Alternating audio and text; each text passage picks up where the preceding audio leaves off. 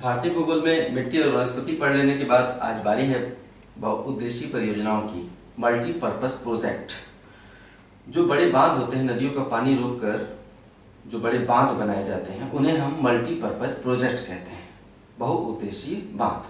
बहुउद्देशीय इसलिए कहते हैं क्योंकि इनसे एक साथ कई उद्देश्यों की पूर्ति की जाती है, जैसे सिंचाई, जल विद्युत पैदा करना, मछली पालना, पर्यटन विकास में काम आता है क्योंकि वहाँ लोग घूमने फिरने जाते हैं, फोटो खींचते हैं, तो पर्यटन विकास में भी काम आता है।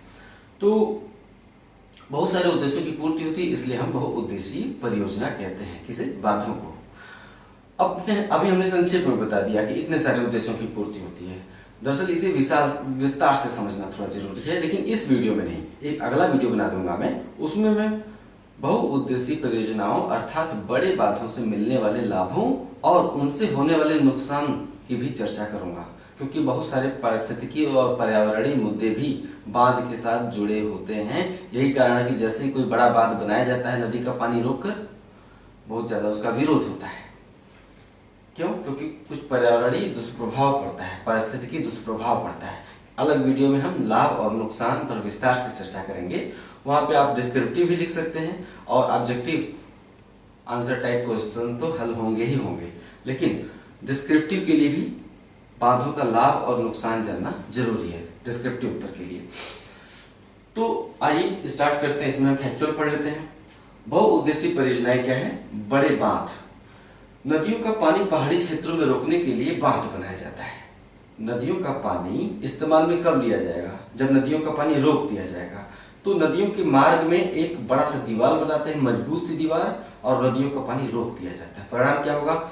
नदी तो ग्लेशियर से पिघलकर आ रही है, आपने रोक दिया तो क्या होगा? नदी का जलस्तर ऊंचा होगा। कब तक? जितना ऊंचा बांध की ऊंचाई है। नदी के रास्ते में जितनी ऊंचाई पर बांध है, उतना ऊंचा स्तर हो जाएगा नदी का, है ना। नदी का जलस्तर कब तक ऊंचा उठेगा? जितनी ऊंचाई बांध की है। यानी बांध के पीछे उद्गम, बांध के पीछे जिधर नदी का उद्गम है, जहां से नदी निकल कर आ रही है, बांध के पीछे नदी का जलस्तर ऊंचा उठने लगेगा और एक बहुत बड़ा भूभाग, कई वर्ग किलोमीटर का क्षेत्र पानी में डूब जाएगा। यानी पूरा का पूरा क्षेत्र एक झील बना दिया जाता है। इस बात की चिंता नहीं की जाती है कि वहां के जो जीव जंतु हैं, क्योंकि पर्वतीय क्षेत्रों में बांध बनाया जाता है, तो पर्वतीय क्षेत्र जंगली क्षेत्र होते हैं, वनीय क्षेत्र होते हैं। ऐसे क्षेत्रों में बहुत सारे जंगली जीव जंतु होते हैं, तो उनको सूचित भी नहीं किया जा सकता क्योंकि वो आपकी बात नहीं समझ सकते। तो बांध बनाते ही पूरा का पूरा क्षेत्र कुछ घंटों के अंदर जलमग्न हो जाता है, डूब जाता है। विशाल जलाशय का निर्माण हो जाता है, झील का निर्माण हो जाता है, क्योंकि रास्ते में आपने बांध खड़ा कर दिया। बांध से पानी छोड़ते हैं, बांध में कुछ गेट बना दिए जाते हैं, पानी नदी में आगे छोड़ा जाता है, नदी की घाटी में, लेकिन उतना ही जितने से कि जल स्तर नीचा न आए। इंसानों के लिए तो बड़ा ही उपयोगी वस्तु है बांध, विशाल जलाशय बना लिया जाता है ना, लेकिन बाकी जीवों के लिए ये काल का कारण बन जाता है। हम बताया ना कि थोड़ी देर पहले कि उनके लाभ के साथ साथ नुकसान पर भी चर्चा होगी, लेकिन अगले वीडियो में, काफी दिलचस्प होगा वीडियो। तो आइए स्टार्ट करते हैं। तो बड़े बांधों को ही बहुउद्देशीय परियोजना कहते हैं। बांध बनाकर नदियों का पानी रोका जाता है और बांध के पीछे एक विशाल जलाशय बन जाता है। उदाहरण के लिए पंजाब में सतलज नदी का पानी दो जगह पर रोका गया है। पंजाब में सतलज नदी का पानी दो जगह पर रोका गया है, भाखड़ा नामक स्थान पर और नांगल नामक स्थान पर। यानी पंजाब में सतलज नदी का पानी रोकने के लिए दो बांध बना दिए गए, भाखड़ा बांध और नंगल बांध। दोनों को संयुक्त रूप से हम भाखड़ा नंगल बांध कहते हैं। दोनों बांध कहाँ हैं? पंजाब में। अब भाखड़ा वाला जो बांध है, उसके ठीक पीछे जो जलाशय बना है सतलज नदी पे, देख रहे हैं, सतलज नदी का उद्गम यहां से हो रहा है ना, राकस झील से। तो बांध के जस्ट पीछे वाला इलाका डूब गया है, बहुत बड़ा क्षेत्र जलमग्न हो गया है। उसे हम क्या कहते हैं? गोविंद सागर झील या गोविंद सागर जलाशय।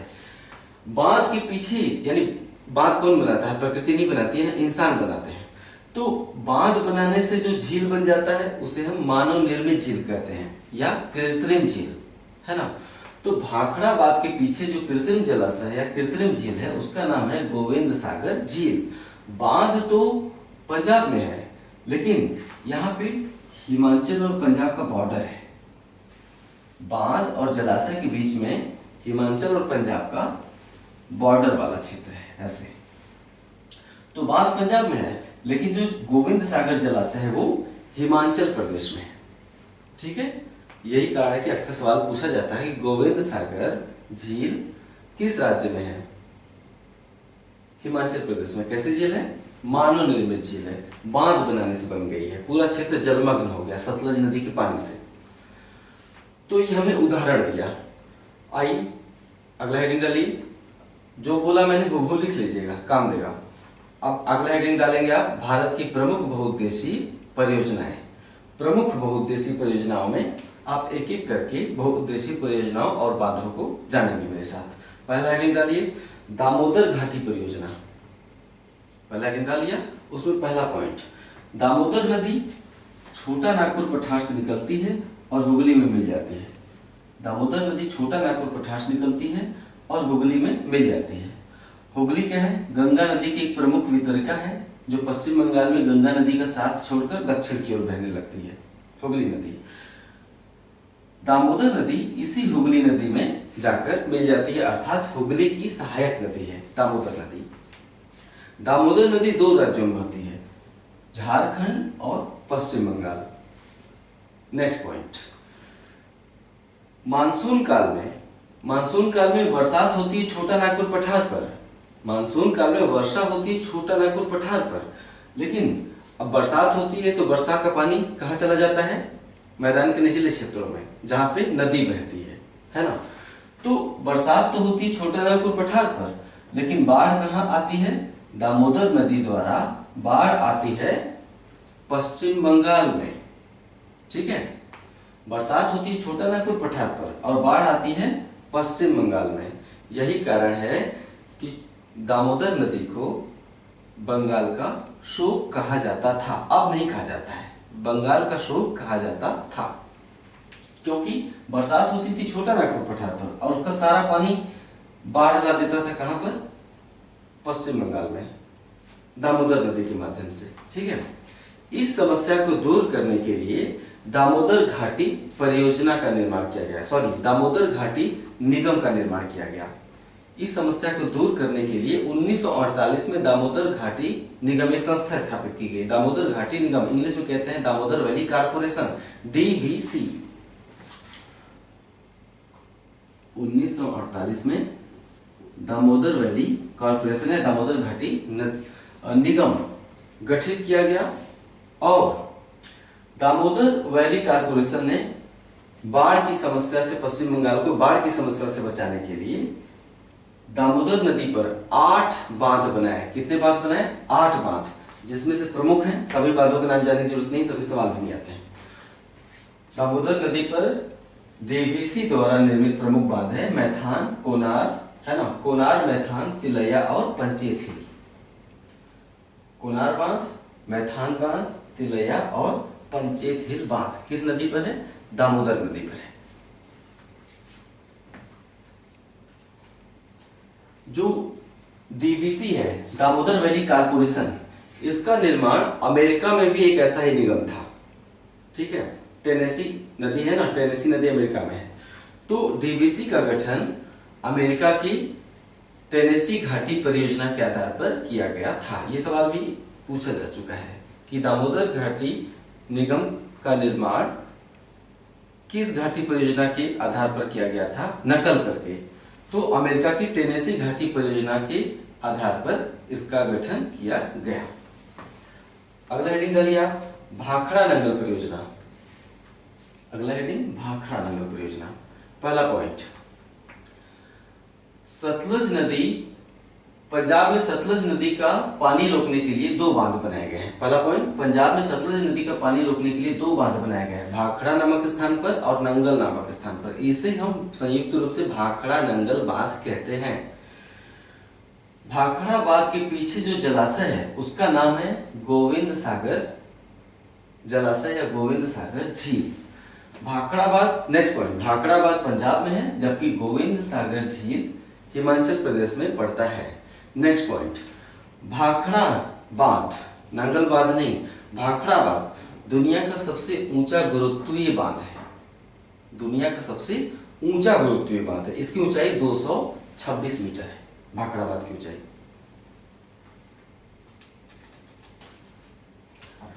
भाखड़ा नंगल परियोजना 3 राज्यों की संयुक्त परियोजना है। पंजाब के साथ हरियाणा का नाम आता है ना, पंजाब, हरियाणा और नीचे राजस्थान, यानी यहाँ का जो जल रोका गया है 3 और बांध बनाया गया है, 3 राज्यों की संयुक्त परियोजना है, पंजाब, हरियाणा और राजस्थान। लेकिन नेक्स्ट पॉइंट लिखेंगे, लेकिन भाखड़ा नंगल परियोजना का लाभ 5 राज्यों को मिला है। पंजाब, हरियाणा, राजस्थान है ही, 2 राज्य और हैं, हिमाचल प्रदेश, क्योंकि जलाशय हिमाचल प्रदेश में है, हिमाचल प्रदेश और दिल्ली, केंद्र शासित प्रदेश दिल्ली। इसका लाभ 5 राज्यों को मिला है, पंजाब, हरियाणा, राजस्थान, हिमाचल प्रदेश और दिल्ली। दिल्ली में जो बिजली आती है वो भाखड़ा नंगल बांध से जो जल विद्युत पैदा किया जाता है उसकी बिजली दिल्ली में भी पहुंचाई जाती है। ठीक है, अगला हेडिंग डालिए आप, कोसी परियोजना। तीसरा, कोसी नदी तिब्बत के पठार से निकलती है। पहला पॉइंट इसमें लिखिए, कोसी नदी तिब्बत के पठार से निकलती है और नेपाल होते हुए बिहार में बहती है। तिब्बत के पठार से निकलती है और नेपाल होते हुए बिहार में बहती है।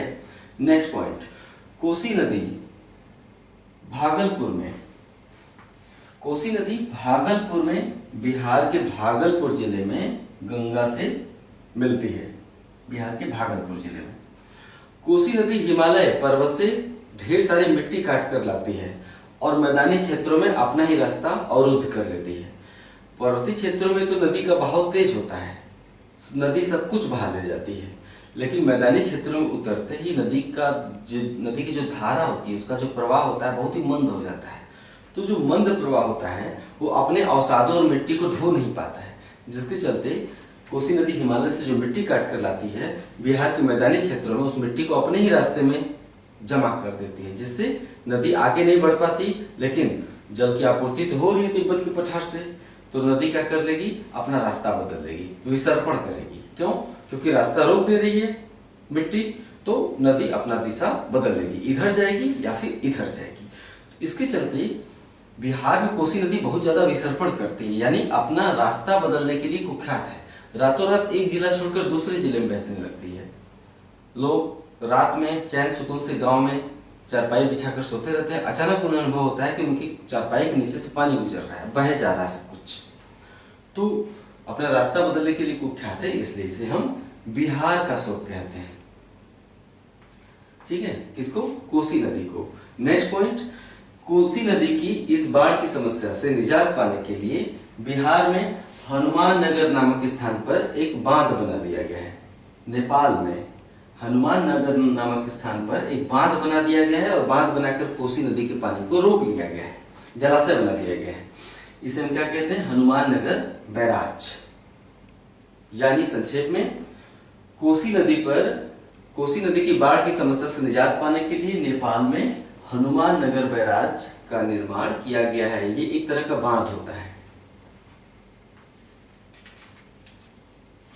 अगला हेडिंग डालिए, रिहंद बांध परियोजना। यहां पे रिहंद बांध परियोजना, पहला पॉइंट लिखिए, रिहंद सोन की सहायक नदी है। रिहंद नदी सोन नदी की सहायक नदी है। नेक्स्ट पॉइंट, सोन नदी अमरकंटक चोटी से निकलकर बिहार में गंगा नदी से मिलती है, सोन नदी। ठीक, उसी सोन की सहायक नदी है रिहंद नदी। नेक्स्ट पॉइंट, रिहंद नदी पर उत्तर प्रदेश के मिर्जापुर जिले में एक बांध बनाया गया है। रिहंद नदी पर उत्तर प्रदेश की जो लाल रंग की लाइनें हैं ना, वो बांध का प्रतीक है। ठीक है, तो रिहंद नदी पर उत्तर प्रदेश के मिर्जापुर जिले में एक बांध बनाया गया है जिसका नाम है रिहंद बांध।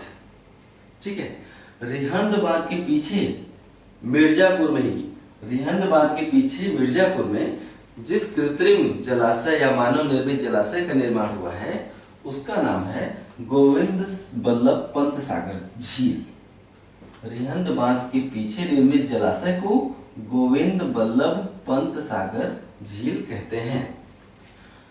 रिहंद नदी पर निर्मित गोविंद बल्लभ पंत सागर झील भारत की सबसे बड़ी मानव निर्मित या कृत्रिम झील है? भारत की सबसे बड़ी मानव निर्मित या कृत्रिम झील कौन सी है? गोविंद बल्लभ पंत सागर। किस नदी पर है? रिहंद नदी पर। किस राज्य में? यूपी में। कौन से जिले में? मिर्जापुर जिले में है ये। तो मिर्जापुर जो जिला है यूपी का, वो एमपी के बॉर्डर से लगा हुआ है। ठीक है, मिर्जापुर इलाहाबाद से टच करता है। ठीक है, और मिर्जापुर जो है कि एमपी के बॉर्डर से टच करता है। तो ये जलाशय है गोविंद बल्लभ पंत सागर, ये उत्तर प्रदेश और एमपी की सीमा पर है। यहाँ पर एमपी की सीमा है और उत्तर प्रदेश दोनों की सीमाएं हैं यहाँ पर। तो जलाशय मध्य प्रदेश और उत्तर प्रदेश की सीमा पर है। अगला देखिए, चंबल परियोजना। अगला है परियोजना, पांचवा है ये, चंबल परियोजना। पहला पॉइंट लिखिए, चंबल नदी मालवा पठार से निकलकर यमुना नदी में मिलती है, अर्थात यह यमुना की सहायक नदी है। नेक्स्ट पॉइंट, चंबल नदी यमुना नदी से इटावा के पास मिलती है। चंबल नदी यमुना नदी से, चंबल नदी मध्य प्रदेश से निकलती है, राजस्थान से होकर गुजरती है और उत्तर प्रदेश के इटावा नामक स्थान के पास, इटावा शहर के पास यमुना नदी से मिलती है। यानी 3 राज्यों में बहती है, मध्य प्रदेश, राजस्थान और यूपी का इटावा, तो उत्तर प्रदेश में बहती है। नेक्स्ट पॉइंट, चंबल नदी के पानी का उपयोग करने के लिए इस पर 3 बांध बनाए गए। चंबल नदी के पानी का उपयोग करने के लिए इस पर 3 बांध बनाए गए। पहला जवाहर सागर, दूसरा राणा प्रताप सागर बांध। ये बांध का नाम है, झील तो है ही, बांध का नाम भी यही है। 3 बांध बनाए गए, जवाहर सागर बांध, राणा प्रताप सागर बांध, ये दोनों राजस्थान में है। तीसरा बांध है गांधी सागर बांध, ये एमपी में है। यानी 3 बांधों में से ऊपर के दोनों राजस्थान में है और नीचे वाला गांधी सागर एमपी में पड़ता है। किस नदी पर ये तीनों बांध बनाए गए हैं? मध्य प्रदेश में बनाए गए हैं। तीनों बांधों के पीछे जो जलाशय का निर्माण हुआ है, भाई बांध बनाया गया तो नदी का जल स्तर ऊंचा उठ जाता है और जलाशय बन जाता है, स्वाभाविक सी बात है। तो तीनों बांधों के पीछे जो जलाशय का निर्माण हुआ है वो बांध के नाम पर ही रखा गया है। दूसरे शब्दों में जलाशय के नाम पर ही बांध का नाम रख दिया गया है, क्योंकि जलाशय का नाम है तभी ये सागर नाम लगा हुआ है। जवाहर सागर, राणा प्रताप सागर, गांधी सागर, ये तीनों कृत्रिम जलाशय हैं, कृत्रिम झीलें हैं, इसलिए बांधों का नाम भी इन्हीं के नाम पर रख दिया गया है। ठीक है, आपसे सवाल बाबा पूछा जाता है कि राणा प्रताप सागर झील किस नदी पर है? चंबल नदी पर है। ठीक है, या फिर निम्नलिखित झीलों में से कौन सी राजस्थान में नहीं है? 4 झीलें दे दी जाएंगी, आपको पहचानना होगा कि गांधी सागर राजस्थान में नहीं, मध्य प्रदेश में। इस तरह से सवाल बनते रहते हैं।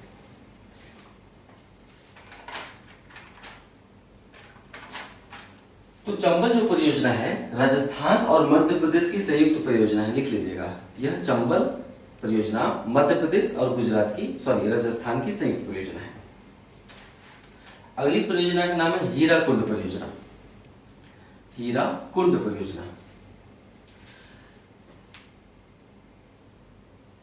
उड़ीसा में महानदी पर, पहला पॉइंट लिखिए, उड़ीसा में महानदी पर हीराकुंड बांध का निर्माण किया गया है, या उड़ीसा में महानदी का पानी रोकने के लिए हीराकुंड बांध का निर्माण किया गया है। इसके पीछे जो जलाशय है उसका नाम है हीराकुंड। कुंड मतलब क्या होता है? तालाब या जलाशय। तो इसके पीछे जो जलाशय निर्मित हुआ उसे कहते हैं हीराकुंड। किस नदी पर है? महानदी पर। कौन से राज्य में? उड़ीसा राज्य में। हीराकुंड बांध बनने से पहले महानदी को उड़ीसा का शोक कहते थे। हीराकुंड बांध के निर्माण से पहले महानदी को उड़ीसा का शोक कहते थे। क्यों? क्योंकि यहाँ पर ये बहुत ज्यादा बाढ़ लाती थी। परियोजना के निर्माण के बाद बाढ़ में कमी आई। हीराकुंड बांध दुनिया का सबसे लंबा बांध है। भारत का सबसे ऊंचा बांध या दुनिया का सबसे ऊंचा बांध भाखड़ा बांध है, लेकिन दुनिया का सबसे लंबा बांध हीराकुंड बांध है। इसकी लंबाई, बांध की दीवार में लंबाई चौड़ाई होती है ना, इसकी लंबाई 4801 मीटर है। 4801 मीटर है, लगभग 5 किलोमीटर लंबा बांध है ये जो हीराकुंड बांध है। कुछ परियोजनाएं शेष हैं और इतना आप नोट करिए। अगले वीडियो में मैं बहुउद्देशीय परियोजना के अगले वीडियो में जो परियोजनाएं शेष रह गई हैं उनकी जानकारी मैं आपको दे दूंगा। और 2 से 3 वीडियो में परियोजना खत्म हो जाएगी। उसके बाद आर्थिक भूगोल में प्रवेश करेंगे। नमस्कार।